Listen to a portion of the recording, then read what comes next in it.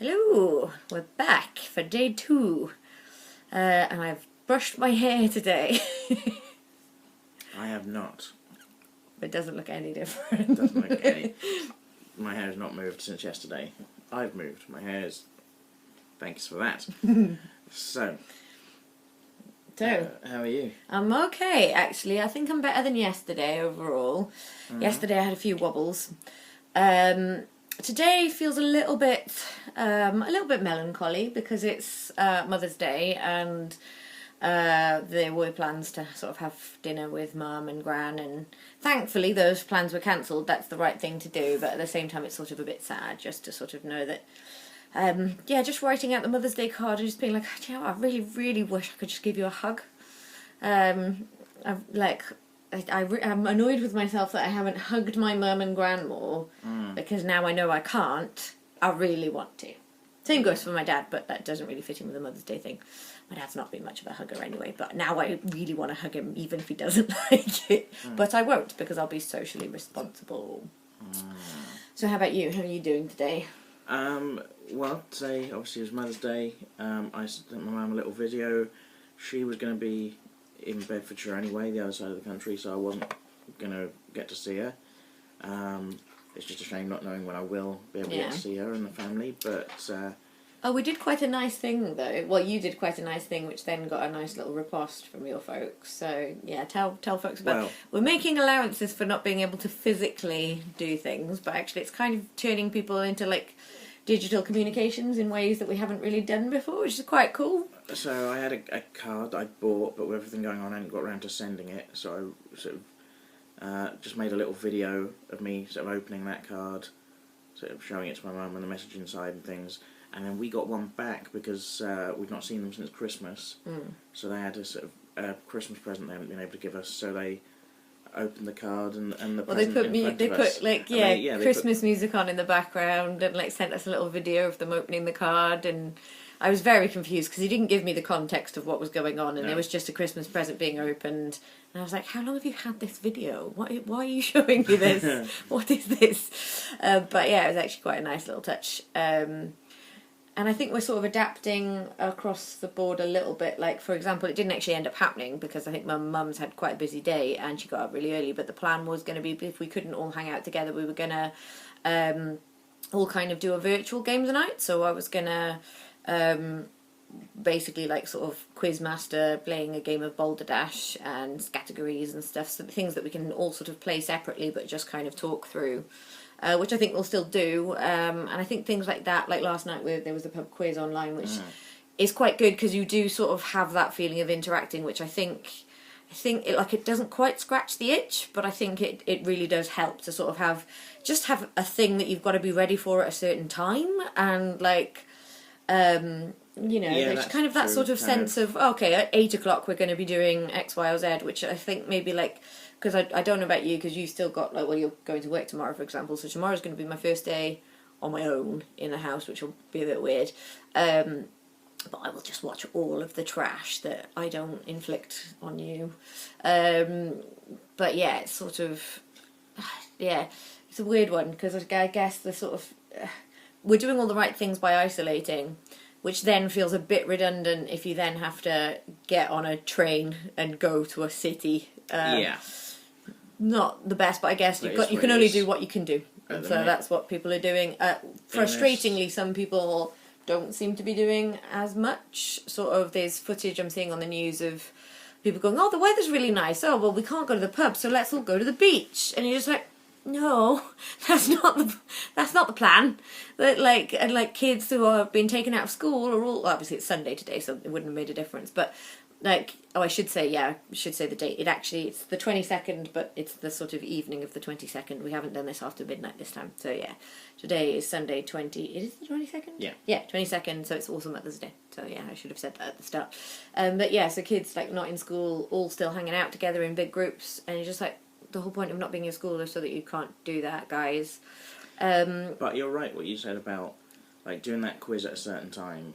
If you are... Like, I've still got to go to work tomorrow, but if you are isolating in the house, if you are sort of keeping yourself very much to yourself, especially these days, like you're not tuning in to see even your TV shows at a certain time, because No. it's all recorded or streamed or... Yeah, it's very easy for it all to sort of melt into a routineless blob Yeah, of just, and I'll for time- sleep when I'm tired and eat when I'm hungry, and like... For time to sort of lose all meaning and purpose, really. So it's good to have something to tune into a specific time, and also if you're doing social things with remote social things, then you'll have to obviously arrange your time and things. I think that's good to kind of have some sort of routine. Yeah, I think that's a good thing for us to sort of cultivate and keep going and keep doing. But yeah, I keep sort of saying, like, we're in a good situation. We're quite lucky that even if we do have to go full lockdown, we've got each other. And I am incredibly grateful for that, because actually just literally the fact that sort of I can have a cuddle with you, I can have a cutch, and I can have that feeling of sort of contact with someone else, which to be honest, I probably wouldn't have missed. It's knowing that you can't do it. It's the knowing that you can't, like, I probably would have been pretty happy just stay in and watch TV and play games indefinitely under normal circumstances, but it's the sort of the sense of, oh, we have to, and I can't just pop around the corner and give my mum a hug, and like, just, I can't do those, like, we can't just meet up and go for a drink or go for a meal, or and I think maybe it's that infringing on your sort of sense of freedom, but it also it's just kind of this overlying feeling that this is the new normal, and not knowing how long it's going to go on for, and just this uncertainty, which is messing with my mental health. But today, as I say, is a much better day than yesterday. Yesterday I was quite emotional and a little bit wobbly here and there, whereas today it's been quite a good day of just kind of on a fairly even keel. What might be part of that is I have not been looking at the news as much today. I've sort of glanced at it because it's impossible not to, but I think I think my mental health is better when I don't know as much about what's going on in the world, because it's too big. It's too big. I can't deal with it. The scale of it's just a little overwhelming. So I was just like, yeah, I'm a lot happy is not the right word, but like a lot more stable when I'm not paying too much attention.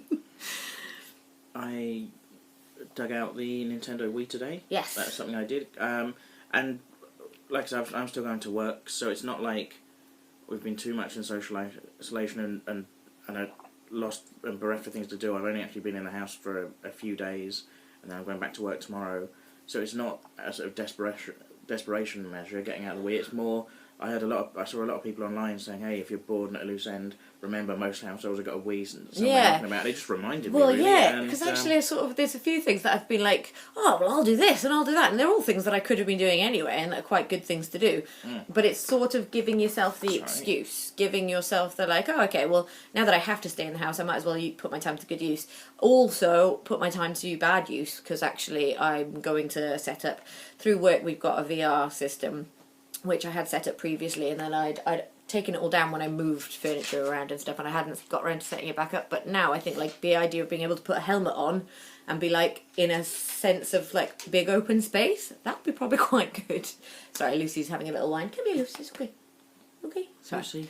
Lucy. She's just having a wine. But this is what I've been playing today.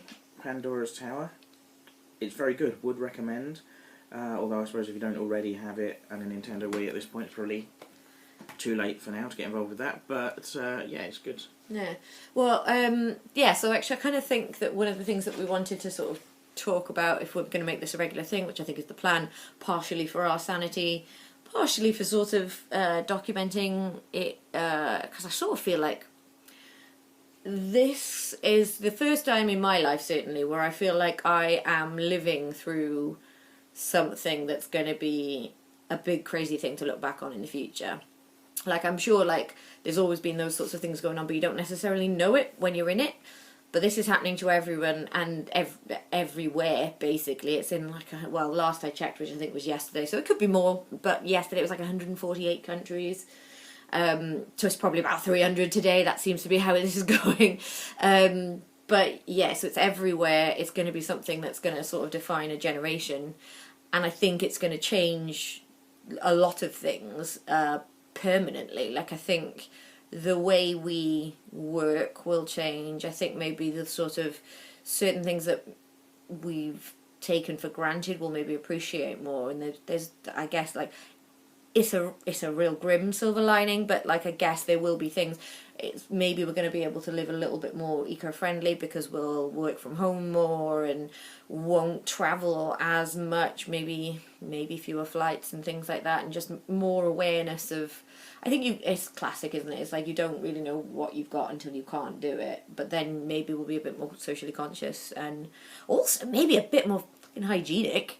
Like, now that everybody's been made painfully aware of, like, how little some people wash their hands, hopefully that'll become ingrained and will just become habitual, which I already thought it was, by the way, guys. What have you been doing? Well, since this crisis has happened, I've been washing my hands. And were you not doing that before? No, but I started washing them, and it turns out it's not actually as bad as I thought it was going to be, so I might start trying to wash other bits of me.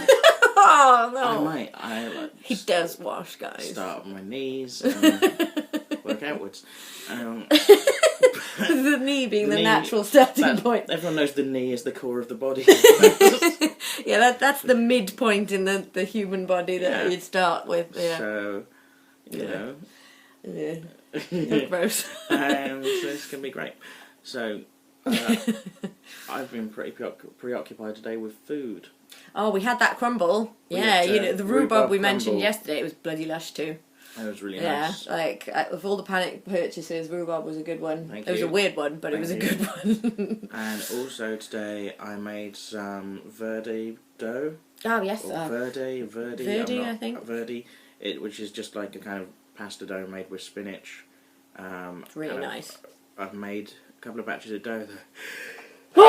Into the elbow. See, look at the good drills. That was good.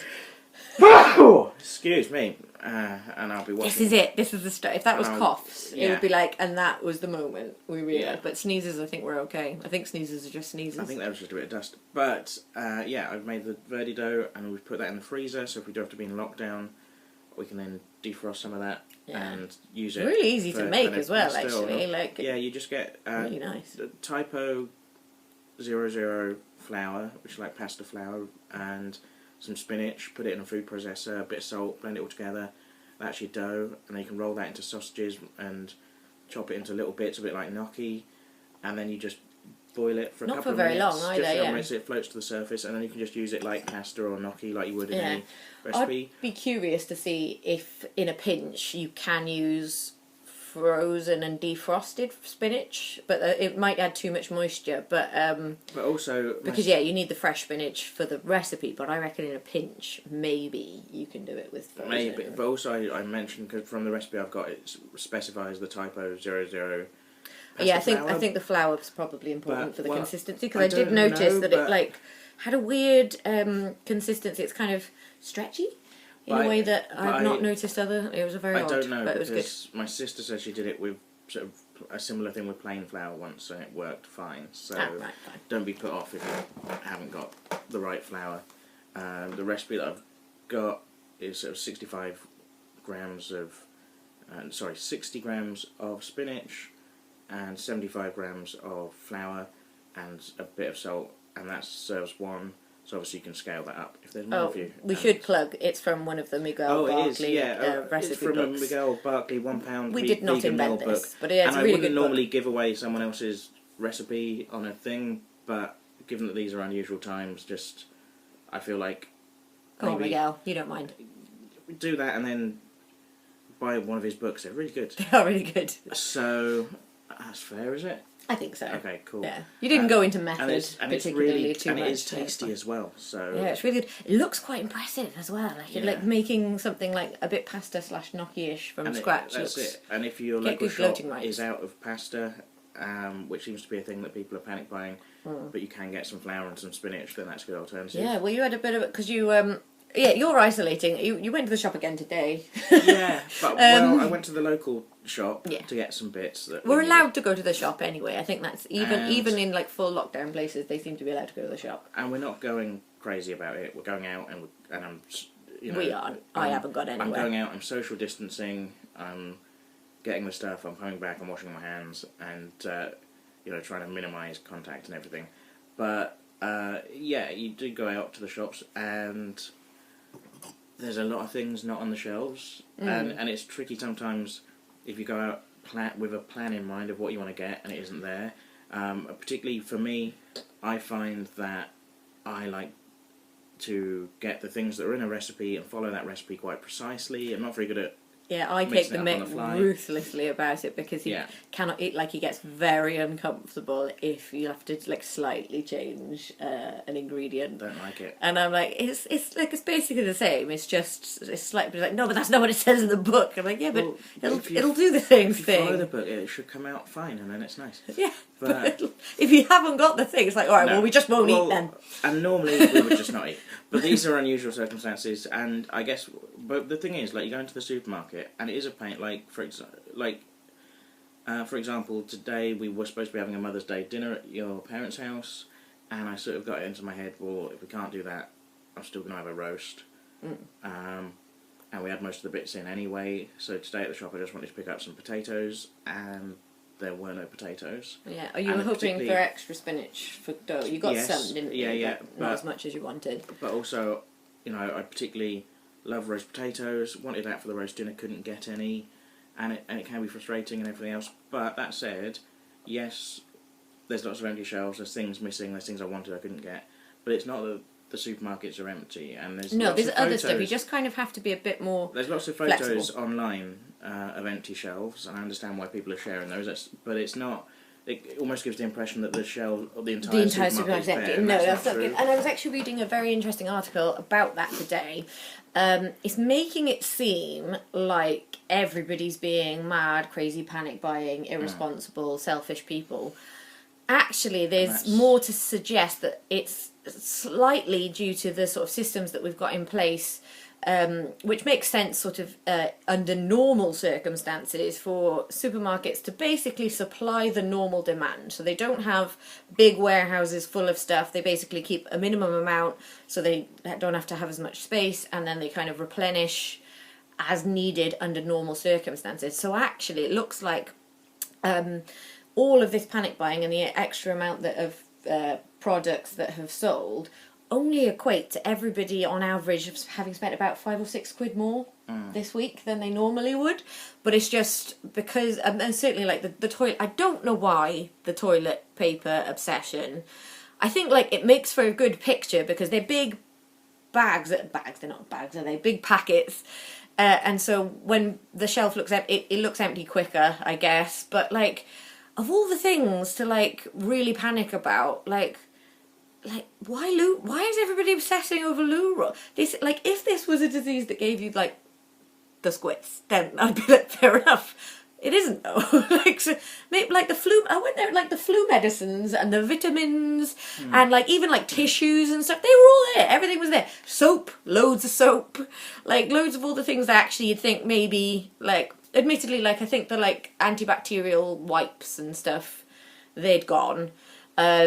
But like soap was full, like hand wash was full, bleach and cleaning products were all there. But like the vitamins, I thought like, there's this big bug going around. I maybe want to look after my immune system. Well, it was fine. It was like nobody had even thought to go there. And I was just like, oh, well, I'll stock up on the Barocca then, guys. Like. And there's still lots of food on the shelves. It just might not be the precise thing you're looking for, but maybe now's the time to be a bit more experimental and try something a bit different. I couldn't get roast potatoes. I did roast butternut squash instead. Yeah, it was nice too. I mean, I do worry, like, some of the stuff I say on this is there's the risk of sounding sort of smug and middle class and privileged. Like, guys, I couldn't get any potatoes. Didn't have any Maris Pipers. Couldn't get any dried pasta. Well, why don't you just have avocado on toast with chili flakes? That's not what I'm saying, but no. But it is, you can switch things out. You can have different stuff, and our local shop is a Tesco's, isn't it? Yeah, it's like one of the little Tesco's stores, but we've also got a shop that's just like a little independent sort of corner shop type shop as well. So we do have the two that are both in walking distance. So I was actually really pleased because I popped in there the other night because I wanted to just like a couple of little things, like we needed a bit of extra cat food, and I wanted a bottle of wine is actually what I wanted. You know what to say. But that's what happens if you self-isolate with me too long. Get driven to drink. Yeah, that's the reason. But But yeah, I was actually quite impressed that it was really well stocked. Because having heard so much stuff in the media about how everyone's panic buying and people can't get stuff and there's queues around the block for like supermarkets, I think that is the case. And there are people who are turning up after long shifts and not being able to get any bread or pasta or things, and that's shitty. If you're like working in the NHS and you've done like 48 hours and then you can't buy bread so you can have toast in the morning before you've got to go back and do it all again, that's shit. Of course it's shit. Yeah, and we're not trying, when I say try different things, I'm not trying to diminish that if you are in a role of where it's difficult and you'll find yourself in that situation. But I guess what I'm trying to say is, like, there is still some food in places, so don't panic buy and don't. If you don't need stress too much, then I think don't stress about it. I don't think at any point the shops are going to shut and the supply chain of food is not going to run dry, or unless things significantly change. So for now, I don't really think stockpiling food is a worthwhile use of your time and resource, and also maybe avoid the supermarkets in general, because that's where people are kind of gathering right now, and like just go steady. I tell you what though, Tesco's are bastards. Why? Well, they are, but they are, why? Usually because they're Tory supporting bastards. But specifically, they put out a press release, sort of saying. Oh, I know why they're bastards. I recall this, and they are. Well, they sort of said we don't want people buying more than sort of 3 of any one item, which is understandable. Make sure there's enough for everyone to go around. But then they said, to help promote this and protect our customers, we're taking off all multi-buy deals. But so they gave you a discount across the board, though, right? No. Exactly. So you can't get like a 3 for 2 on something, or a 2 for 1 that you would have got previously. And they haven't discounted it down, so you're just getting what the saving would have been on the individual item. That'd be a nice thing to do. They're just taking the full. They're just going, oh well, people will just pay full price for everything right now, so we'll just take everyone's money. Do you know what I mean? Like they frame it as going, oh, we're taking off multi-buy deals to protect the consumer, but actually it's just they can rake in that money. They can make more money. And to be honest, like that's the one industry that is doing fine right now. Like the shops are rolling it. It's like the one thing that like nobody's struggling with. Like if you work in a supermarket, you're fine. You will have to deal with pricks, but you'll be fine. Your job is secure. Whereas there are a lot of other people who are losing their jobs, or just people on 0-hours contracts who just don't have any money coming in, and all sorts of shit. But actually, if you worked stacking shelves or on a checkout counter or anything, you're okay. You will have to deal with a higher number of like mad people, but at least your job is gonna probably as secure as anyone's right now, probably better. I guess nobody's gonna be poking like their nose up at any doctors, but the doctors are dealing with, they're probably gonna get this virus and that's shit, and they're dealing with like ridiculous workloads. And like I'm hearing, and I won't sort of go into details of what exactly I'm hearing from where, because it's sort of hearsay, and also 1 or 2 people maybe needed to keep stum about it, but I am hearing how bad it is in the NHS right now, and it isn't even, this is the start. This isn't. So yeah, so as soon as I start thinking about this, that's when I start to get that lovely little tight chest feeling of like, oh shit. But yeah, we're at the start. It's going to get a lot worse before it gets better. And absolute angels that are working in the NHS are stretched so thin, and they don't have the resource. They don't have enough protective equipment. Like that is shit. Like that, like they're going to get ill, and then a few weeks from now we're going to have fewer doctors when we have more patients, fewer nurses, fewer cleaners, fewer NHS staff, when we've got more patients coming down with this, and that's when I start to panic. But what was the positive stat though that we had today on the news? Well, you took it as a lot more positive than I did. I just took it as slightly less shit, but in Italy, which is a few weeks ahead of us, I think today for the first time they saw a lower increase in new cases. So there's still new cases, but the number has dropped. I'm going to choose to see that. It is a positive, but not a massive positive, but it's still, yeah, I guess it means that they've sort of got a handle on it, and maybe the social distancing and the lockdown is just about started to kind of have an effect. Which is all the more reason that we should be doing it more. Yeah. And like, guys, like if, right, I think like a few people on my Facebook feed have kind of put you don't need to put too fine a point on it. If you're not paying attention to the social distancing stuff, you're at bell end right now. Like, you just are. Because it's not necessarily going to affect you, but it will affect other people. You don't know if you're passing it on because you may well not have symptoms yet. You may well not have symptoms at all. But it's exponential. So you infect somebody, they infect 2 people, they infect 2 people. And the amount of time that you might be doing that before you go, oh, maybe I've got a bit of a cough. Oh, maybe I should stay at home for a bit. Like, just stay at home. Just don't risk it. Because you might not have it yet, but you might come into contact with someone else who's being a knobber, who's walking around, who doesn't need to be. Like, if you've got to be out, that's fine. You've got to do what you've got to do. You've got to get your food on the table. You've got to go to work if you've got to go to work. But, like, just going out for a jog and, like, just going for, like, there's people, like, going off to the beach and, like, all just, like, you don't, stop doing that. Like, no, stop it. Like, it's just, nobody needs to do that. You're being irresponsible, you're being selfish, and also it means that we're going to have to do all this shit for a lot longer than if you just sorted your shit out right now. Like, I'm just kind of, like, I don't get it. Like, you're just being a knob. Like, and there's people out there sort of flaunting it as well, like, sort of being like, oh, well, I'll be fine. Like, what? I don't care if you're fine. I kind of hope you're not fine, really, because you're a knob. But you might be the reason that someone I care about gets sick. So stop it. Sort your shit out, because... Yeah. I don't know who I'm... Yeah, hypothetical, but very real people. You're being a knob. So if anybody around you is being sort of very blasé about it and just like, oh, I don't think it's that much of a big deal, tell them they're a knob from me. Because they're being knobs, they're being selfish, irresponsible pricks, and they need to sort their shit out, because... Tell them Ellie says so. Tell them Ellie says. And Chris says, yeah. Yeah. Do we even give our names at the start of this? Do people know who we are? I think I do in the description, but okay. Yeah. I don't think we did. I think, realistically, we know that only people that know us already are watching this, but I guess for if somebody watches this in the future, yeah, I'm Ellie, by the way, and this is Chris. But yeah, it does say it in the description, I think.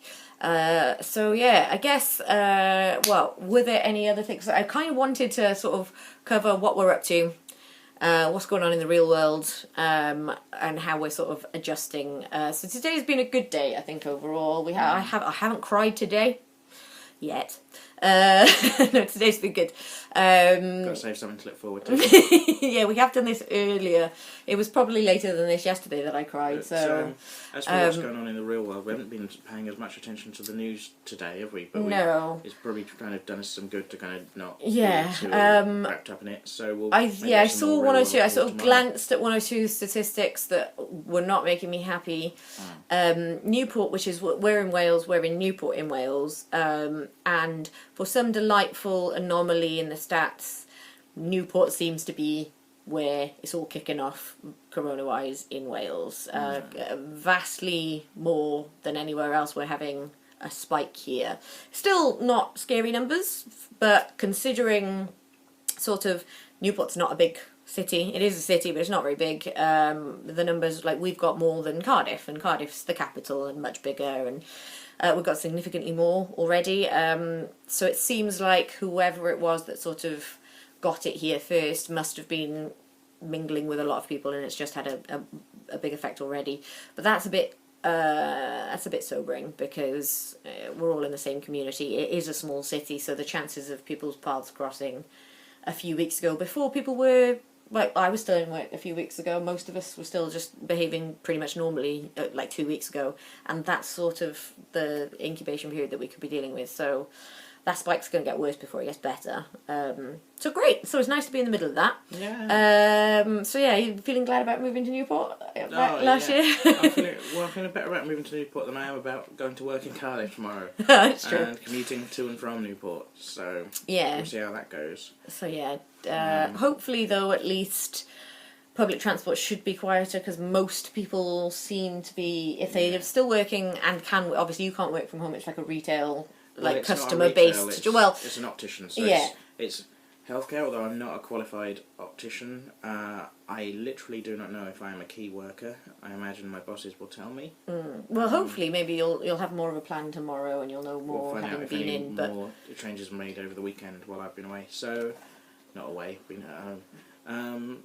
What a giveaway! We've been in the same house this whole time.